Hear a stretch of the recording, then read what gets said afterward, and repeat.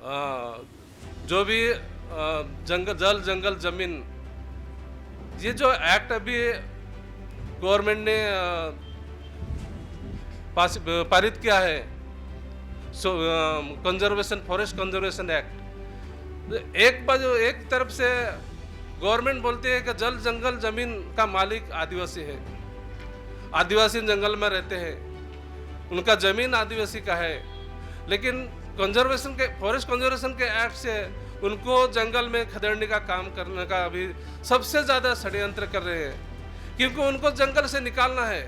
उनके जंगल में जमीन है, लेकिन उसके नाम पे उनको फॉरेस्ट का धब्बा लगाया है।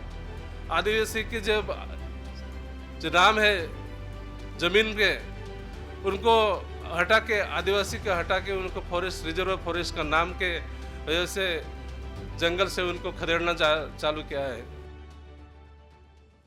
हम महाराष्ट्र से आते हैं।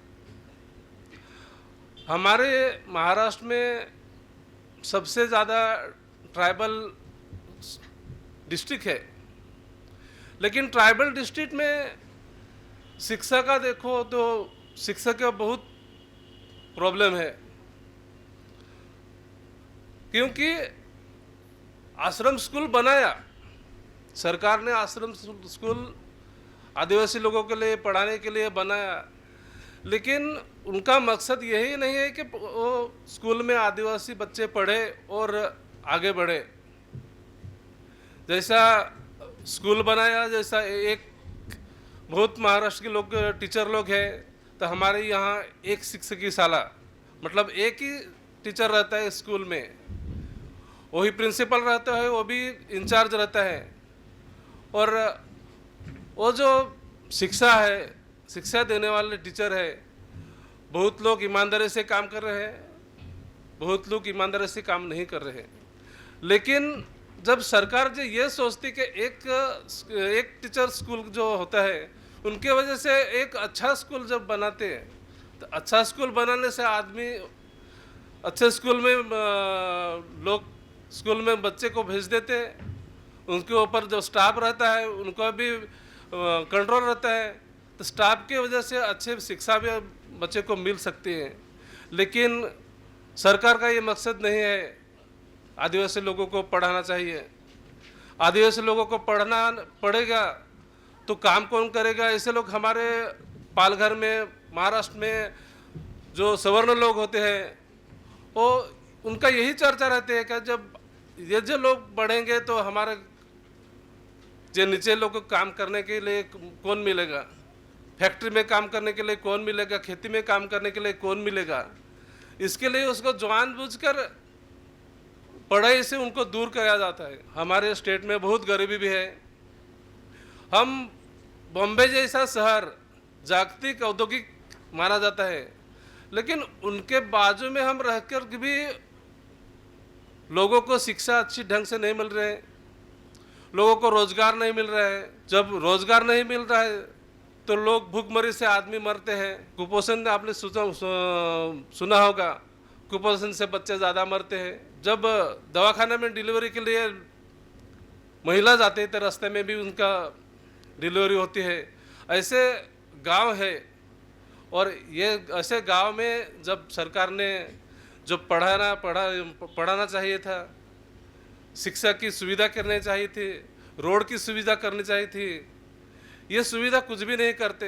जब आदिवासी लोगों को, जब अभी आरक्षण की वजह से जो लोग पढ़े लिखे हैं, कुछ लोग नौकरी में लगे हैं, कुछ अभी नौकरी में नहीं लगे, फिर भी लोगों को ऐसा, सवर्ण लोगों को ऐसा लगता है कि लोग अभी आरक्षण का ज़्यादा फायदा ले रहे हैं, आरक्षण की वजह से आप लोग आगे जा रहे हैं।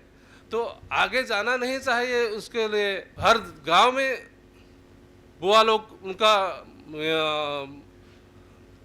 हर बुआ लोग जो है उनको सत्संग चलाते हैं, सबसे ज़्यादा उसमें जाते हैं, ध्यान में, पढ़ाई में ध्यान नहीं रहता है।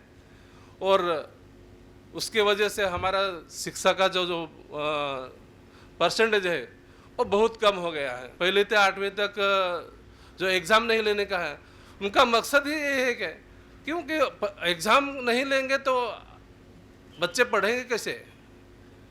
क्योंकि उनको तो मालूम है 8वीं तक हमको पास करना है।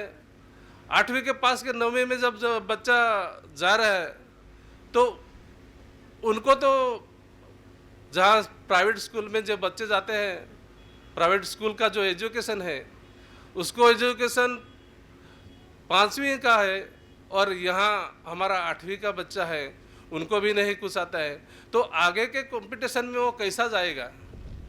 तो उसको जो एक कंपटीशन में नहीं जाना चाहिए, ये भी सरकार अच्छी तरह से षड्यंत्र करके आदिवासी को गुमराह करी करके पीछे ढकल रही है।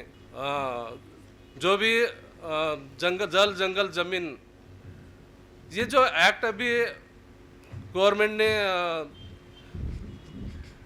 पारित किया है, कंजर्वेशन फॉरेस्ट कंजर्वेशन एक्ट, एक तरफ से गवर्नमेंट बोलती है कि जल जंगल जमीन का मालिक आदिवासी है, आदिवासी जंगल में रहते हैं, उनका जमीन आदिवासी का है, लेकिन कंजर्वेशन के फॉरेस्ट कंजर्वेशन के एक्ट से उनको जंगल में खदेड़ने का काम करने का अभी सबसे ज़्यादा षड्यंत्र कर रहे हैं, क्योंकि उनको जंगल से निकालना है। उनके जंगल में ज़मीन है लेकिन उसके नाम पे उनको फॉरेस्ट का धब्बा लगाया है। आदिवासी की जो नाम है ज़मीन के, उनको हटा के, आदिवासी के हटा के उनको फॉरेस्ट रिजर्व फॉरेस्ट का नाम के वजह से जंगल से उनको खदेड़ना चालू किया है। हमारे यहाँ यूसीसी के माध्यम से डील जो कैटेगराइजेशन कर रहा है, वर्गीकरण कर रहा है, तो वर्गीकरण करने का जो एक्ट पास हो गया 1 अगस्त 2024 में, तो इसमें तो हमारा आदिवासी लोगों का कुछ मुद्दा भी नहीं था, फिर भी उसमें मुद्दा मतलब पार्टी भी नहीं थे, फिर भी उसमें आदिवासी लोगों को लिया कैटेगराइजेशन में। तो ये जो सवर्ण वर्ग का जो सरकार है, ये सब लोगों को एक एक अलग अलग करके बांटने का काम कर रही है। जब हमारे इधर पेशा एक्ट चालू किया, पेशा एक्ट में अभी सर ने बताया कि ओडिशा में सबसे ज़्यादा आदिवासी लोग 23% है, फिर भी यहाँ पेशा एक्ट नहीं है। हमारे यहाँ पेशा एक्ट चालू किया, पेशा एक्ट्स के माध्यम से लोगों के गवर्नमेंट के जॉब में जब उनको भर्ती करना चाहिए था, लेकिन कितने साल हो गया, 2016 से आज तक उन्होंने पेशा के वजह से भर्ती अभी तक किए नहीं। खाली लोगों को दिखाना का है आपको पेशा से जो बेनिफिट मिल रहा है, लेकिन बेनिफिट कागज़ पे है। 2016 से आज तक उन्होंने कुछ भी इम्प्लीमेंट नहीं किया। अभी हमारे डिस्ट्रिक्ट में अभी इम्प्लीमेंट करने का चालू किया था, एक बार चालू किया और दूसरे बाजू से लोगों को उनके ऊपर कोर्ट में केस डाला और उनको ऐसे रख दिया।